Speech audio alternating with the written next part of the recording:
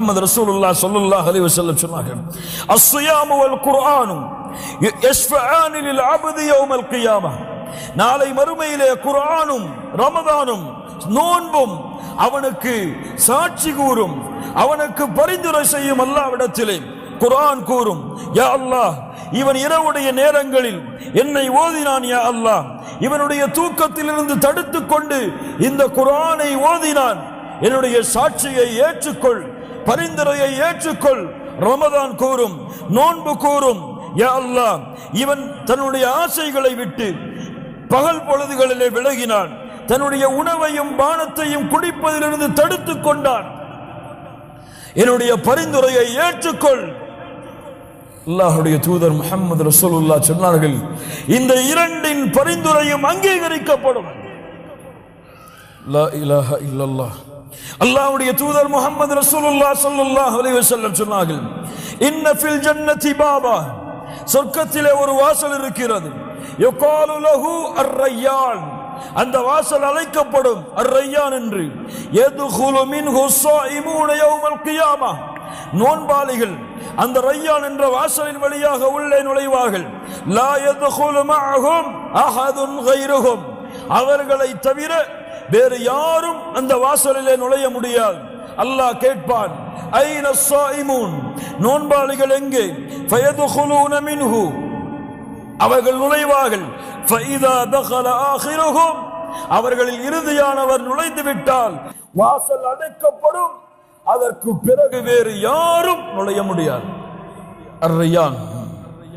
அல்லாஹ்வுடைய தூதர் முஹம்மது ரசூலுல்லாஹ் ஸல்லல்லாஹு அலைஹி வஸல்லம் இன்னும் எவ்வளவோ சிறப்புகளை அடுக்கிக் கொண்டே போகலாம்.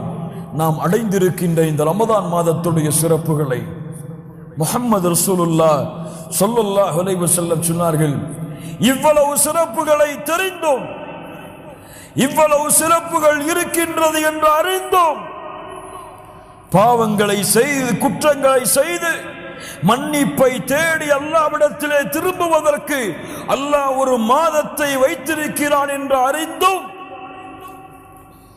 وَرَغِمَ أَنْفُ رَجُلٍ دَخَلَ عَلَيْهِ رَمَضَانَ فَانْسَلَخَ قَبْلَ أَنْ يُغْفَرَ لَهُ, நாசமாகட்டும் அவன், யாரை ரமதான் வந்தடைந்து அவனை விட்டு அந்த ரமதானுடைய மாதம் கடந்து செல்கிறது, அவனுடைய பாவங்கள் மன்னிக்கப்படாமல் அவன் நாசமாகட்டும். லா இலாஹா இல்லல்லாஹ், லா இலாஹா இல்லல்லாஹ்.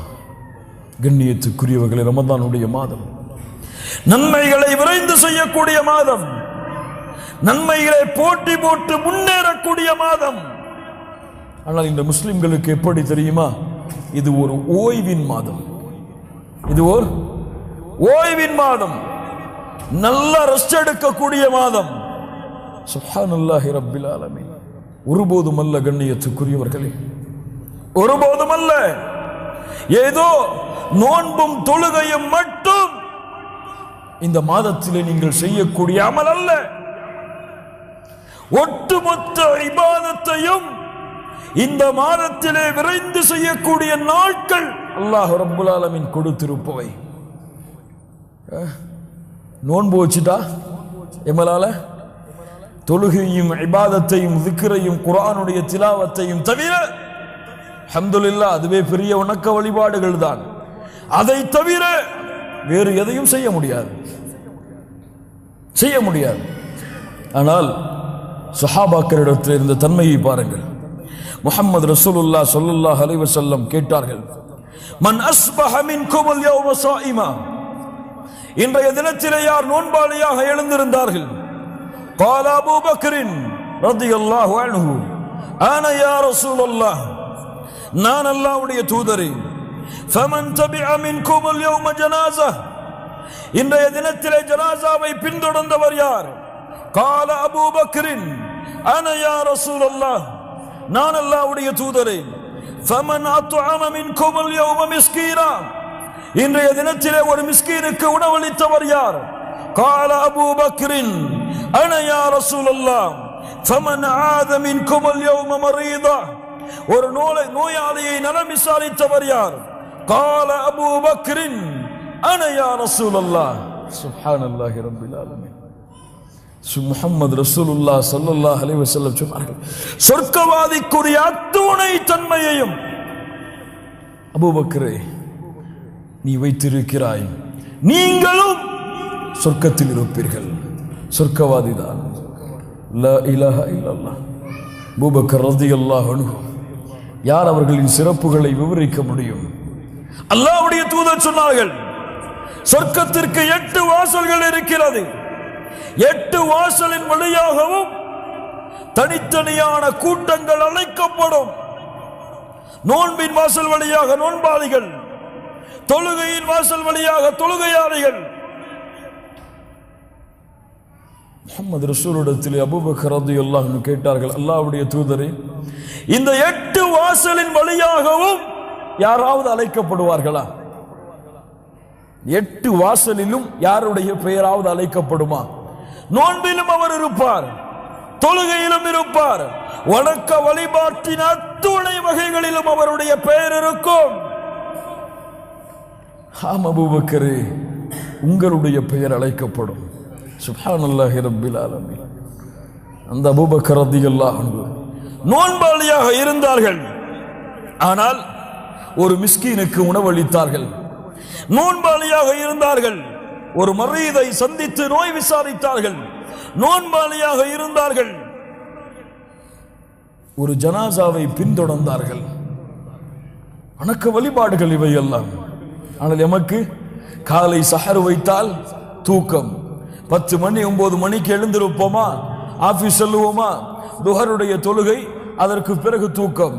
எழுவார், அசருக்கு அசர் தொழுவார், ஓய்வெடுப்பார், இஃப்தாருக்கு கிளம்புவார், இஃப்தாரை முடிப்பார், அதற்கு பிறகு தராவிகை தொழுவார், தூங்குவார், மறுநாள் படித்தார்.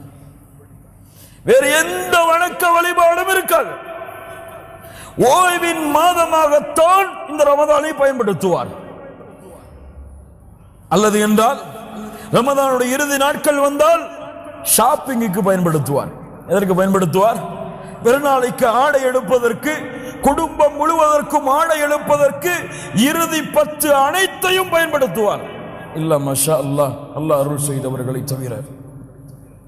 பாருங்க எப்படி கழிந்தது நம்முடைய முன்னாள் ரமதான்கள்.